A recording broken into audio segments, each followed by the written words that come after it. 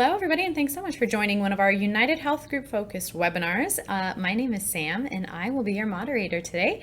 In just a minute, we're going to be joined by Wesley Boudreaux, who's one of our financial advisors here, and he is going to be sharing the story of a couple he helped successfully retire at the age of 59. He'll also be sharing some of his insights to hopefully help you successfully do the same. Before Wesley comes on, I'd like to quickly remind you that we are not affiliated nor endorsed by UnitedHealth Group. We are a completely independent group of financial advisors here, so please keep that in mind as you listen along today. And if you stick around after Wesley's presentation, he will also be answering some questions. If you feel free to stick around and listen to those answers. And if you happen to see any YouTube cards popping up on your screen as you watch this video, feel free to click on those. They're going to guide you to different resources we have available for you, one of which may simply be a link to book an appointment with either Wesley or another one of our financial advisors to speak to them in depth about your specific concerns or situation. So take advantage of those. And without further ado, here is Wesley Boudreaux. Hey, Samantha, thank you for that introduction. Like she said, we're going to be talking about really our cash flow analysis or our financial plan that we provide for clients as well as prospects, complimentary. And I'll kind of walk you through the story of John and Jan. Change the names. I'm not going to give you their full date of birth and everything like that, obviously, but it gives you kind of a quick, typical story of what we see when we sit down with individuals that are trying to figure out, okay, can I retire? Am I on the right track to retire? What changes do I need to make? And what's it going to look like over the next 20, 30, maybe 40 years in retirement? So we'll kind of walk you through that, but obviously take this as an example. Everybody's unique and different, so it gives you an idea of what that process looks like. But it's really important if you've got questions for yourself that we can kind of set some time to go through this on a one-on-one basis for you as well. So we'll talk about them. We'll talk about some typical considerations you need to look at when you're planning for the future and going from accumulation to distribution. And we'll give you a summary and then talk about that planning process as well. Excuse me. So first, John and Jan, again, I mentioned kind of changed the names, and I'm not going to give you their date of birth, but they're typical. They are actually not too far apart in age. I think it was about 10 months or so, if I recall. But John was about 57, Jan about 56. And they called in. They were originally having questions about John's pension plan and wondering, okay, when's the right time to actually retire and elect this pension plan? Their initial thoughts have always been that, hey, we're going to work till age 62. That's when we can turn on Social Security. They had questions about, is it best to turn Social Security on at 62 or should we defer to 67? That's a whole nother story, but it does incorporate itself into the cash flow analysis. So we do provide a Social Security analysis as well. We can get into that later if you have questions on it. But ultimately, they were thinking 62, but lo and behold, they've had a couple of grandkids popping out here recently, and they just had their second one. It was about, I think, 2-3 months ago or so when we first sat down and did this plan. So they were curious, okay, could we retire a little bit earlier? They were thinking about age 59 because they knew they had heard about 59 and a half being the rule where you can take distributions without the 10% penalty. I'll elaborate on that a little bit here later in this webinar. But again, they've actually done a great job. John was lucky enough to have both a 401k and a pension. Jan, in this case, didn't have a pension option, but she did have a 401k she's been saving to. They've also got their expenses are going to likely reduce in retirement. They've been doing a good job of saving, and they've been paying down their mortgage. They've only got about 5 years left of that mortgage. So that will actually drop off in retirement. So we looked at some of these figures that they gave us. I'll show you in a moment, and kind of did some napkin math and realized, hey, they're probably going to be in good shape. Let's figure out what does it look like from a long-term perspective and put a plan together. So based upon those initial goals and gathering some of the data from them, usually what happens is we'll, it depends upon how much information you have offhand. Once we start having a conversation, if you're curious about this, we can kind of jot down some of the numbers you may have high level. If you want to dig deeper into the details, we can send you some information, how to run a full budget worksheet, how to log in, find your different data, whether it be your 401ks, your pension assets, outside assets, things like that. And then we can really get into the weeds on that if you want to, or you can keep it high level, depending upon what you know. But just in that initial conversation, they had some of their figures, so we kind of talked about it just with experience and running simple napkin math. I would let them know that, hey, given what you guys are trying to achieve, you're going to be okay. The question, though, is what's it going to look like? It's one thing to say, okay, hey, we can take a, say 4% withdrawal rate or something like that and survive. But it's another thing to say, okay, well, how much money will we have in 20, 30, 40 years? What are our goals? Do we want to write our last check on our deathbed? we want to pass it all to the kids? Do we want to pass some to the kids, some of the beneficiaries? Do we want to actually pass some of the money along to the kids while we're alive so we can enjoy the benefit of giving to those children? Do we want to support the grandchildren? There's a lot of different variations in which you can actually look at. And also, once we run those numbers, we back into, okay, yeah, it's one thing to have that money, but it's another thing to keep that money. What are taxes going to look like? Are we able to efficiently manage this portfolio so that way you're taking distributions so that you maximize what you get versus what Uncle Sam gets out of there as well? So again, it's really important to kind of run through those and see what all those different possibilities are, and not just say, hey, yeah, I'm okay, let's move into the investment philosophy.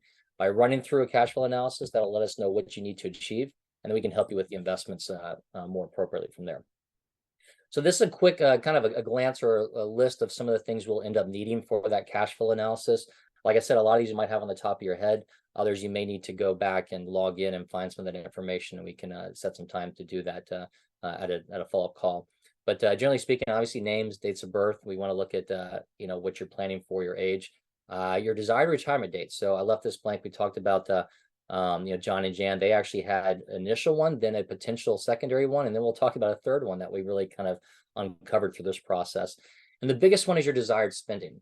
So I need everybody to make sure they do focus on that, because that's one of the biggest pitfalls we run into is individuals saying, hey, I'm going to spend $5,000 or $6,000 a month, plus taxes and inflation. But in the reality, they turn around, they retire, and they start spending, $6,500. They spend an extra $1,000 or extra $2,000 a month, and that very quickly can have a long-term effect on the portfolio structure and the cash flow analysis. So it's really important to understand that, and we tend to suggest that you gross up to be more conservative there as well. We want to make sure that we do plan for inflation in this standpoint. We'll talk about that also. Excuse me. What source of income do you have? Are you or do you have Social Security? Most of us are going to have Social Security, or maybe a federal pension or a state pension if you're a teacher or work for the state or the federal government. What type of assets do you have? Have you saved it in a 401k plan? Are you lucky enough to have a pension plan? Have you saved outside towards retirement, whether it be a brokerage account, a bank account, an annuity, real estate? There's a lot of different options there. And at the end of the day, the question is, okay, do I have enough between my Social Security and whatever other source of income I may have, whether it may be rental income or my own personal annuity, or maybe part-time work as well? We didn't mention in here. A lot of people do retire, and they go back and get part-time work, maybe not because they need it, but just because they want something to enjoy, because they've gotten bored possibly or so. A lot of times when we talk to individuals, they're busier than ever in retirement. So again, everybody's unique and different. And in some cases, one of the spouses may want the other one out of the house for a little bit of time, so they go and get a part-time job.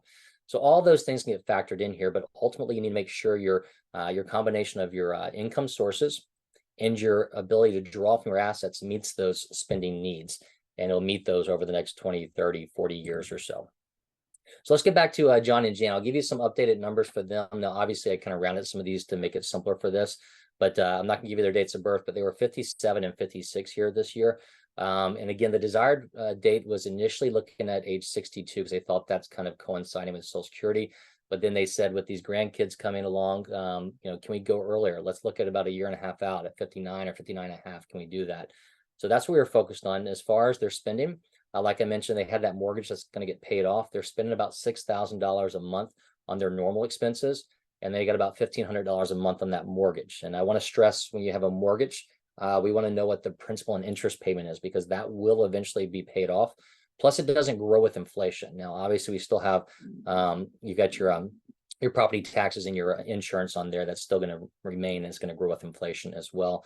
But their income, actually a pretty healthy income, both of them. John had $120,000 and Jan's making about $80,000. So this is the first thing that kind of jumps out to me when I'm talking with somebody.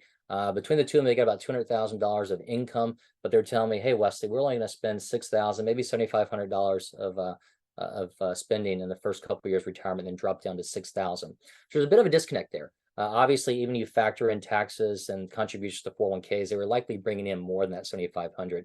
So I'd want to just double check, make sure that those are accurate numbers. They can get by with only that $6,000 plus $1,500, or do we need to gross that up? Now, they actually told me, I think it was about $5,700, so we grossed that up to $6,000.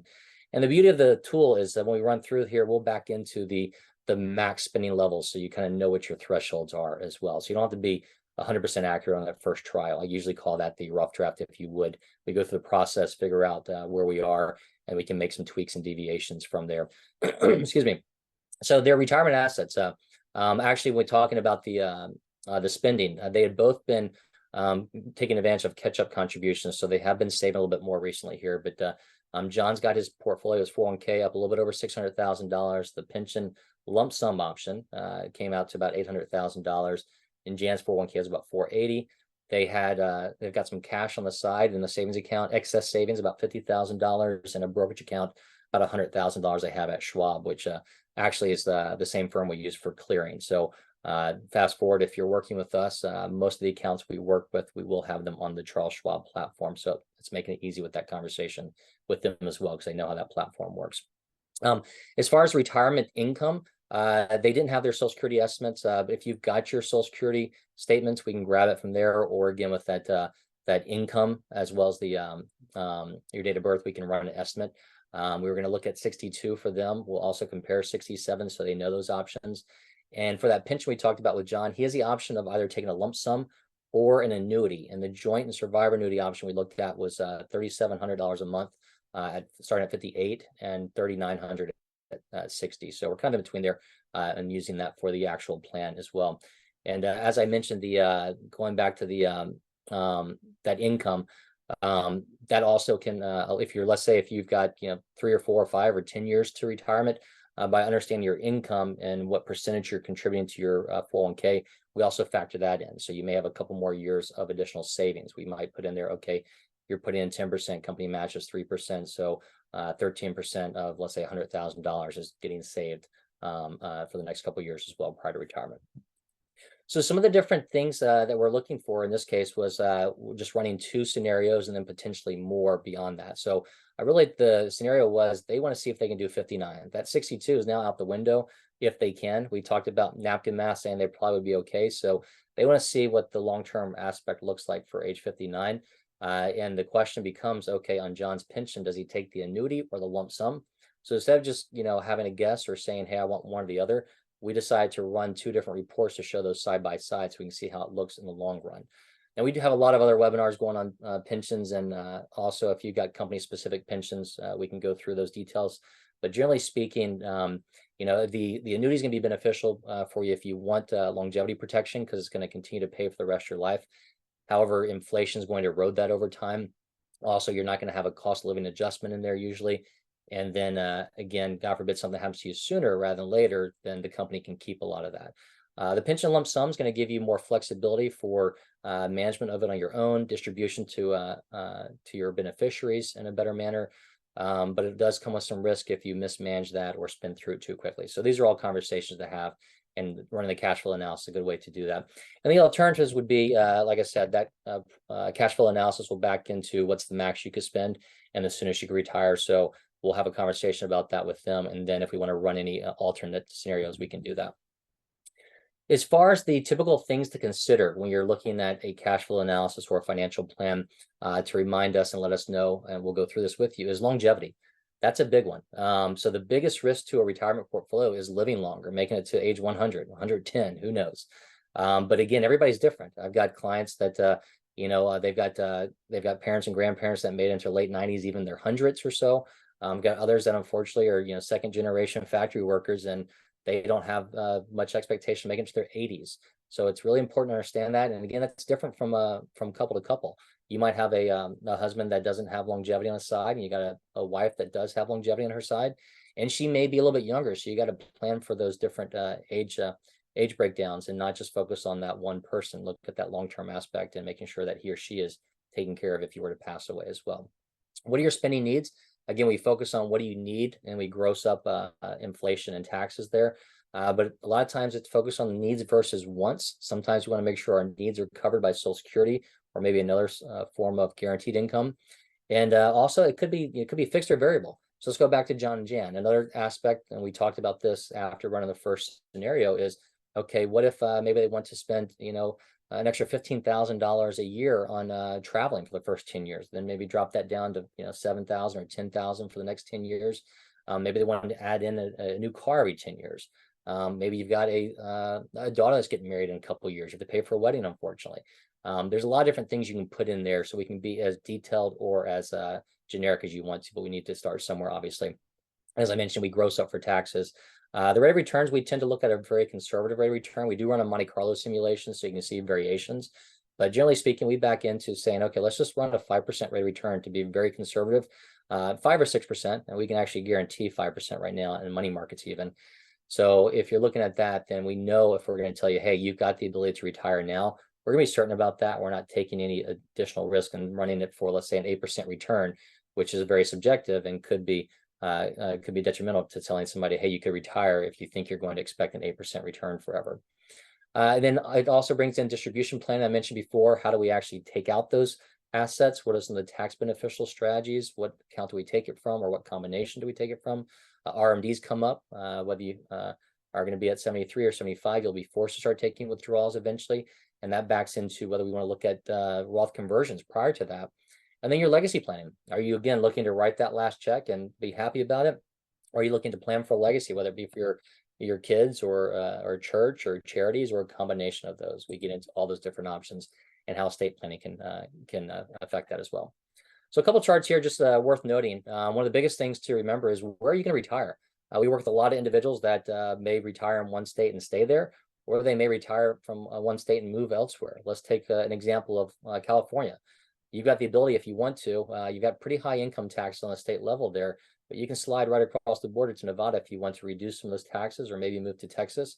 So it's really important to let us know, where you're going to be retiring ultimately, so we factor in those state taxes as well. I also mentioned about the distribution strategy. Generally speaking, most tools you run and most people you talk to are going to say, hey, defer taxes as long as you can. You don't want to pay taxes.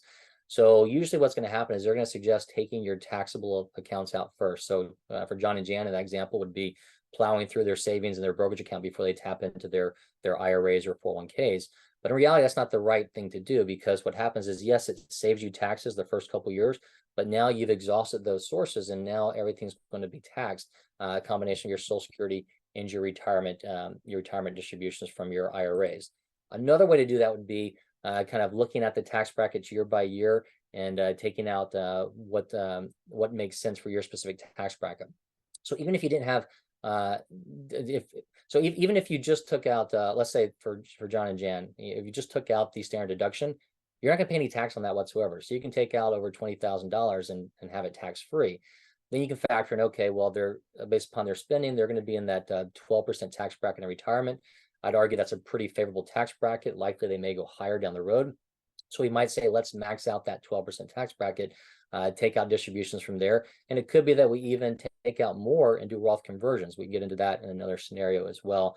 So that way we're able to mitigate potential future taxes for themselves and their beneficiaries as well. So again, very important to understand how to take that money out.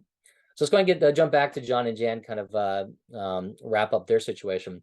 So they're lucky enough to live in Texas, where there's no state taxes. So they're just focused on federal taxes in here. And again, the plans we ran were to retire at age 59, and they both were in great shape. We ran those plans. They could have retired at 59 and had excess savings beyond age 100. They both had longevity, so we ran it that far out. Again, you can tell us run it to 90, 95. You can tell us run it to 120 if you want to. It's really up to you. Focus on longevity. But so they have the ability where they can either retire earlier, spend more, or a combination. They could actually retire earlier and spend more, which is what we looked at when we ran the second scenario here, the ability for them to actually retire here later this year, still at age 58 or so. But each of the scenarios also brought up the conversation around Roth conversions, as well as RMD planning and the taxation strategies, which also backs into the pension planning options as well. So this is kind of a quick just example of one of the charts that we see on the cash flow analysis. The top one's going to be the plan one we ran, assuming they took the lump sum. The bottom one is assuming they took the annuity. And one of the biggest things you'll kind of see or jump out is that difference of orange and dark blue on there. So the orange is them taking withdrawals from their accounts, whether it be the IRA or 401k. And the blue, excuse me, the blue is their guaranteed income. So Social Security and potentially that pension. So what we see is in that bottom one, there's a lot more dark blue, and it's essentially meeting their retirement needs because they've got that guaranteed Social Security and the annuity. And then the change of that light blue, and then you see kind of a jump up in that black line, that's their expenses. It jumps up because that's where the RMD kicks in. They're forced to start taking withdrawals whether they want to or not. And that RMD forces them to take out more than they need, which in turn bumps up their tax brackets as well. So it forces them to pay more taxes than they otherwise would probably want to. So this still gives us, 13, 14 years of planning ahead of us as far as looking at Roth conversions and strategies to kind of whittle down that IRA so they can actually have tax-free income for themselves and their beneficiaries versus getting hit with that RMD at a level they may not be comfortable with. And who knows where tax brackets will be at that point in time as well. So again, going back to these, the outcome's very similar to both. They both had plenty of money at the end. The question becomes, do we want that guaranteed income for life, or do we want the flexibility to take that lump sum and manage it on our own? For the pros or cons on there, and the ability to actually potentially maybe make more off of that and have a cost of living adjustment on there versus that annuity. So again, it's important to run these side by side and have a conversation through there. So what are they actually doing? They are elected to actually retire sooner after going through this and understanding, hey, they're in good shape. They can actually retire sooner. They're retiring this year and focus on spending some more time with those 2 grandkids and the expectations that more may be along the way. However, we looked at the pros and cons of the pension for John.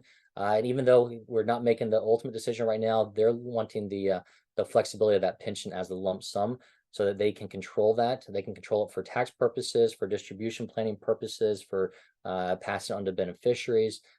Chances are we'll look at probably outperforming that annuity over the long term. When we run those reports, we run them, like I said, at 5%. So that's a very safe rate of return. At that rate of return, the annuity and the lump sum look about similar, but if you get about 5.5%, 6%, which is still fairly safe rate of return, that lump sum is going to start to look better and better. But I will be cautious about the 2 biggest things I do see and mistakes on people taking that lump sum is if you are managing yourself and you're too aggressive and you could lose some of that money or all of it, or if you've got spending issues or you got family that may come tapping on the door saying, hey, can you help us out? I've seen both of those situations, unfortunately, where people do plow through that money too quickly. At the end of the day, we're here to manage it for them and kind of police them and tell them what to do and how to do it, but you can still take it and do whatever you want when you want. So be very careful about that. And one of the things I didn't bring up before is they're both, if they're retiring here, 58 and 57, they're both under 59.5. So we need to be careful about how do they take distributions and avoid that 10% penalty that happens up until 59.5. So that's another benefit of working with the retirement group. As fiduciaries, we're not going to say, hey, roll everything over to an IRA so we can manage it for you, and that's in our best interest. We're going to focus on how we mitigate the taxes and the tax penalties. So we're going to tell them to actually keep some money in their 401k to bridge that ability from 58 and 57 to 59.5. So that way they can take distributions from the 401k, taking advantage of the age 55 rule. If you retire from a company age 55 or later, you can take distributions without that 10% penalty. So in summary, we'll wrap this up and see if we have any questions. A lot of times, many people, they come to us just with kind of a guess or an estimate of what they think they need to meet their goals. And sometimes they don't even have all the questions that they need. So you may think you're somewhere. It's really important to, kind of have a conversation with us and take advantage of that complementary cash flow analysis, because at a minimum, it can at least confirm what you thought. So in the case of John and Jan, it kind of confirmed what they thought, but also took it a step further, telling them, hey, they're in better shape. They can do something different if they want to. And really, at the end of the day, what it did is just meant that they were able to retire a little bit earlier. And yes, it did cost them some money in the long run, but it cost them a little bit of money to pass on to beneficiaries. So it may come down to the question, okay, what's an extra year of retirement, a year and a half or 2 years of retirement value worth to me versus working just to pass more money onto to my kids. So again, it's really important to kind of run that review and see what it looks like on paper. And we can then talk about the emotional aspects of when's the right time for you to retire, and look at running some different approaches if you want to see different variables in there as well. So unfortunately, right now, about 3/4 of Americans over 50 don't have a written plan. The process, if you give us a call or email us to start that process, is have a conversation with myself or one of our other advisors. We'll go through some of those questions. If you have all the information, great. Otherwise, we can email you what we need to get. Once we get the numbers back from you, that could take, could take a 10-minute conversation, or it could take you emailing it back to us or calling us back. Give us about a week to put those numbers together, and we'll set some time to run through that. And like I said, I call that the first draft, and we can go through and make some tweaks if you want to. But ultimately, hopefully, we're going to show you that you are on the right path to meet those goals. And then ultimately, if you want to deviate from that, and also help us if you got, let's say, a pension or 401k, how do you actually distribute those in that retirement process? Do you have NUA discussions on your 401k. Do you have a lump sum versus annuity? We go through all those with you. But we talked about all that stuff, but don't forget who the Retirement Group is. We are an independent financial advisory firm that focus on working with Fortune 500 companies. As Samantha said at the beginning, even though we've worked extensively with a lot of these companies for over 30 years, does not mean we're endorsed or employed by them, but we do have extensive history of working with them. So most of our advisors will have detailed knowledge of the company plans, whether it be the pension, the 401k, healthcare, retiree medical benefits, insurance continuation, things like that. We do have offices throughout the country, so rest assured, if you need to sit down with somebody face to face, we can likely accommodate that. But obviously, this day and age, it's easy to have web meetings or phone calls to get the ball rolling and get this first draft, if you would, put together. And then at the end of the day, we've talked all about this complementary cash flow analysis. So that's the one thing to take us up on. And it's important to understand what your goals are and what you're trying to achieve before anybody backs into giving you investment recommendations and advice. But a lot of times we'll look at this in conjunction with reviewing your 401k and your allocation there as well. So I'll see if we have any questions come through, but while we do that, I'll leave these up on the screen. We got a couple QR codes to access our LinkedIn page if you want to follow along there, get more company specific information. If you'd like to schedule an appointment with myself or one of the other advisors, you can use the other QR code here, and you can reach that info@theretirementgroup.com, and our number is 800-900-5867. Thank you, Wesley. I think that's really cool to see it really puts it in perspective to get to see an example like that. So thank you. Yeah, they don't take, they're not as intensive on your end as Right. what you may think, just so people know that. Like I said, it could be literally 5 minutes or 10 minutes of gathering some data, and then we can get that detailed plan Yeah. together. Yeah. And it's definitely worth it. Alrighty. Yeah, we're just going to answer a couple questions and we're going to try to keep it short. First one, how can I handle health insurance until I'm eligible for Medicare if I'm retiring before the typical age?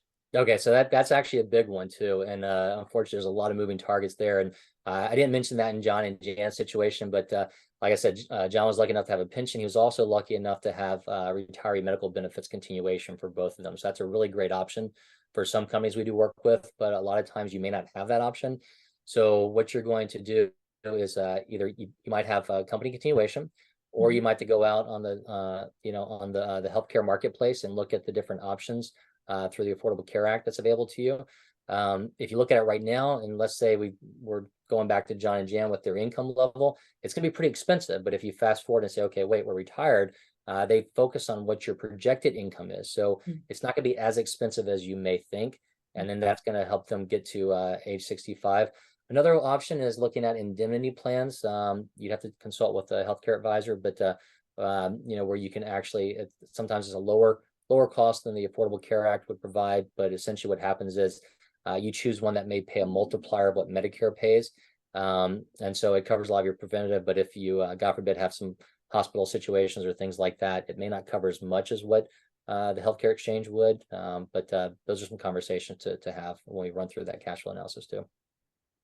Alrighty, thank you. We're going to breeze through to the second question. What strategies should I consider to reduce taxes on my retirement income, especially if I'm retiring early? Okay, so retiring early, go back to the John and Jan's example. Some of the strategies would be going back to that slide I showed you with the different distribution options, or how do you take money out. So again, let's say you're retiring early. You don't have to take any money out until you hit your RMD age.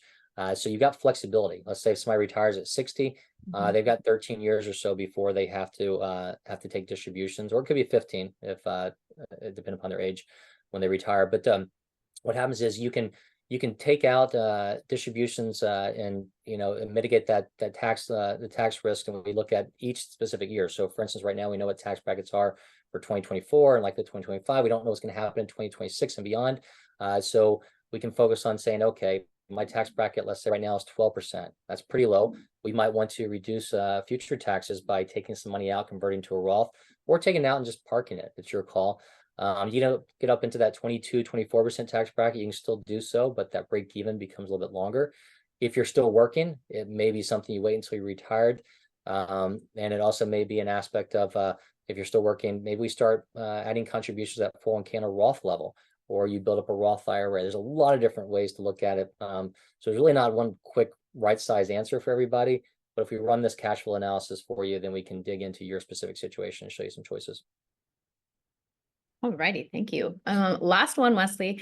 If I take the annuity, is there a risk of running out of money since I'm retiring early? And follow up to that, would choosing the lump sum be a better option for me considering my early retirement?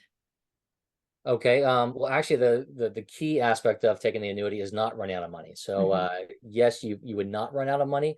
But the question is, will you run out of the value of that money? So let's assume that somebody elects a single life annuity, and maybe it pays them $2,000 a month for the rest of their life, and hopefully they live 30 years. Well, that $2,000 is going to be the same for the next 30 years. So as we go on and inflation continues to build up, they're not going to be able to buy as many hamburgers or as much gas or milk or things like that with that same $2,000. So you won't run out of money, but your purchasing power will erode. Worst case scenario is if you take, let's say, a single life annuity, and let's say you pass away in 10 years. Now that company is going to get that money back versus your beneficiaries potentially getting it unless you added a period certain to it. And this gets into a conversation on, specific pension plans. Whereas you take that lump sum, which we mentioned in John and Jan's situation, additional risk there are that you could spend through it too quickly because you have access to it, or you could mismanage it on your own and lose some of it. But generally speaking, if you set up a sound investment strategy, you're able to hopefully match that annuity and get cost of living adjustments along the way. You kind of built in inflationary protection, and then hopefully you've got something still to pass on to beneficiaries as well. So the annuity, no, you do not run out of money, but you need to be cautious about the longevity and inflationary pressure. And that's why it's good to show those different reports side by side for somebody. Alrighty, Wesley, that was it. That was all we had time for today. We want to thank everybody for joining us today, and we hope we see you on another webinar very soon. Have a good day, everyone. Thanks, All right, Wesley. thank you. You have a good day. Bye.